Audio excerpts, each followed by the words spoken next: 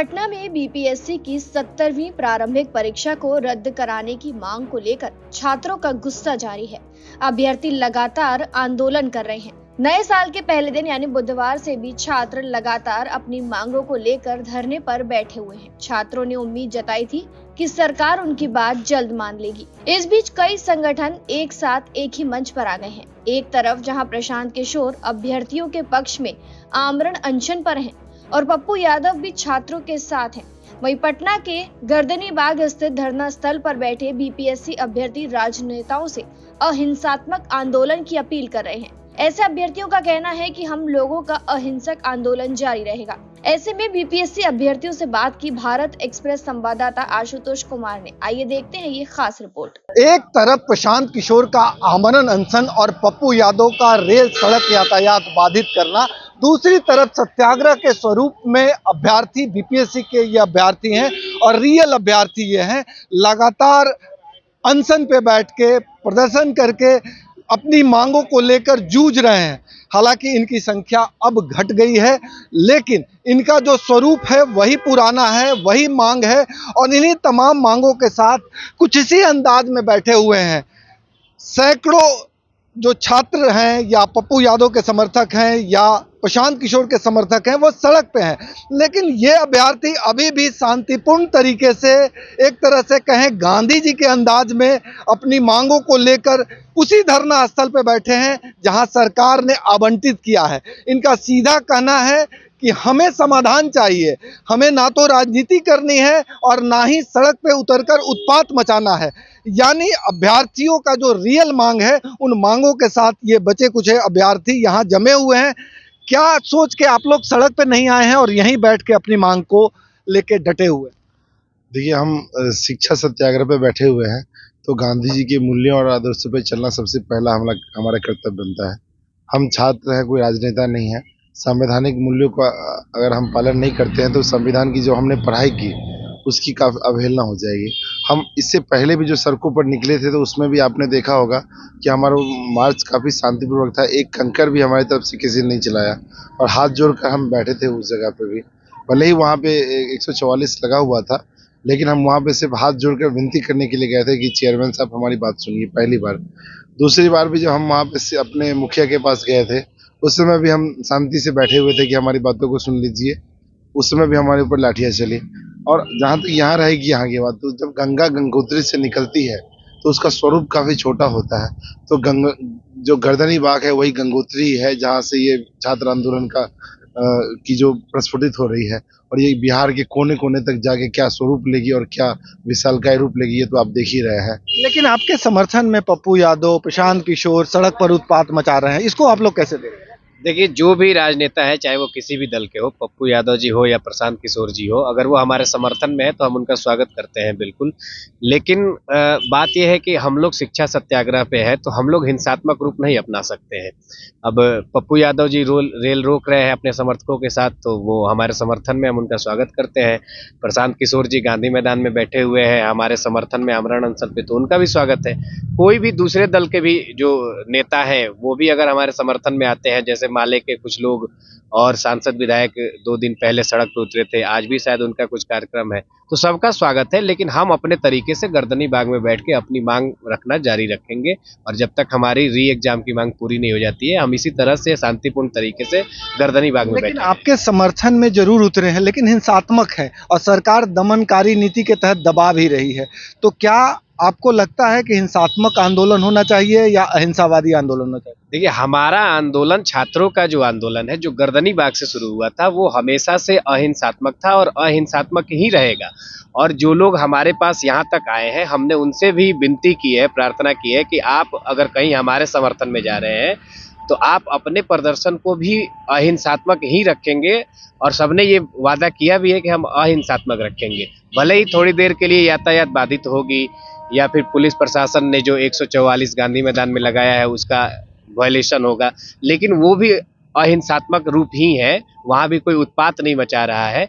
ट्रेनें रोकी जा रही है, 10-15 मिनट रोक के लोग छोड़ दे रहे हैं, लेकिन वो प्रतीकात्मक रूप से ही हो रहा है, कहीं हिंसा नहीं हो रही है। लगता है कि जो लोग आपके समर्थन में उतरे हैं, आपके भविष्य और आपकी मांग से ज्यादा चिंता उन्हें पॉलिटिक्स को चमकाने में है। नहीं, ये तो अभी मैं नहीं कह पाऊंगा, चूंकि हम बता रहे हैं कि जो छात्र हित के लिए बात कर रहा है, चाहे कोई भी पार्टी हो, छात्र हित के लिए बात कर रहा है, उनका हम भी समर्थन करते हैं। लेकिन आपने कहा कि हिंसा, तो मैं कहूंगा कि हिंसा नहीं होनी चाहिए, क्योंकि हम गांधी जी के आदर्शों पर चल रहे हैं, अहिंसा परमो धर्म। तो हम कहीं से नहीं चाहें कि हिंसा हो। हम चाहते हैं कि कहीं शांतिपूर्वक जो हमारा मांग है सत्याग्रह, सत्य के लिए आग्रह करना, बस हम वहीं जारी रखेंगे। और गर्दनी बाग से शुरू हुआ था, हम लोग गर्दनी बाग से, मैं आमरण अनशन पे भी बैठा था और मैं यहीं बैठूंगा और यहीं से मैं सत्य के लिए आग्रह करूंगा। लगता है कि उन राजनेताओं को आपके तरफ से अपील करने की जरूरत है जो आपके समर्थन में तो जरूर है, लेकिन आपके नीति सिद्धांतों से परे हो गए हैं, इतर हो गए हैं। उन्हें शांतिपूर्ण तरीके से आपका समर्थन करना चाहिए। जी, हमारा देखिए, जो हम इस लोकतंत्र का एक हिस्सा है, हम छात्र। We the people of India preamble की पहली लाइन होती है। तो we the people of India कौन से लोग हैं? वो हम ही लोग हैं जो यहाँ पर बैठे हुए हैं। We the people of India कौन है? जो सड़कों पर एक मजदूर, एक किसान, एक आम आदमी, एक एक जो आम सामान्य वर्ग का आदमी। तो नेता लोग जो हमारे रिप्रेजेंटेटिव बन के संसद में जाते हैं, तो उनको ये अपनी आवाज़ों को मुखर रूप से उनके सामने रखनी चाहिए कि हमारे बच्चे हैं जो यहाँ पे बैठे हुए हैं, ये कोई बाहर के बच्चे नहीं है, कहीं विदेश से नहीं आए, हम पाकिस्तान और बांग्लादेश के बच्चे नहीं हैं। हम अभी भी गांधी जी के मूल्यों को यहाँ पे जिंदा रखे हुए हैं।